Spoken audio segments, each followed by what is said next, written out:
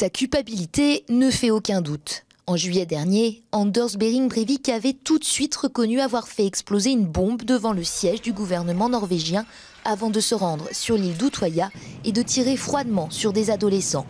Bilan total de 7 tueries, 77 morts. L'enjeu de son procès est donc ailleurs. Qui est vraiment cet extrémiste de droite de 33 ans ? Était-il fou au moment des faits ou en pleine possession de ses capacités mentales ? Après 2 expertises psychiatriques aux conclusions contradictoires, ce sont in fine les juges qui devront en décider. Ce qui est inhabituel dans ce procès, c'est que l'on ne va pas discuter de la responsabilité de l'accusé. Les éléments habituels, comment en est-il arrivé là ? Qui est le coupable ? On a déjà répondu à toutes ces questions. Donc les faits sont déjà étayés, il s'agira que de sa responsabilité.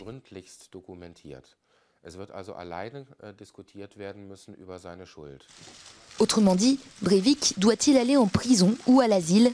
Pour celui qui voulait, par ses attaques, attirer l'attention sur ce qu'il appelle l'islamisation de l'Europe, la réponse est claire. Un internement psychiatrique saboterait toute la portée d'un geste qu'il a lui-même qualifié d'atroce mais de nécessaire. Sa ligne de défense, pour le moins inhabituelle, visera donc à prouver qu'au moment des faits, il était totalement sain d'esprit.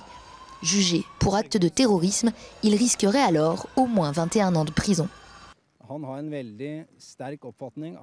Il a déjà préparé sa ligne de défense et il sait quels arguments il compte utiliser pour étayer celle-ci.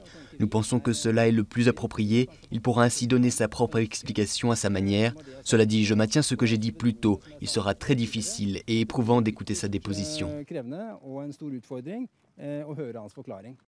Pendant son procès, Breivik compte bien également expliquer qu'il regrette ne pas être allé plus loin dans ses meurtres. Et pour démontrer que sa vision du monde n'est pas le fruit d'une maladie mentale, mais est partagée par d'autres, ses avocats inviteront donc à la barre des représentants des milieux extrémistes et radicaux. Le verdict est attendu en juillet.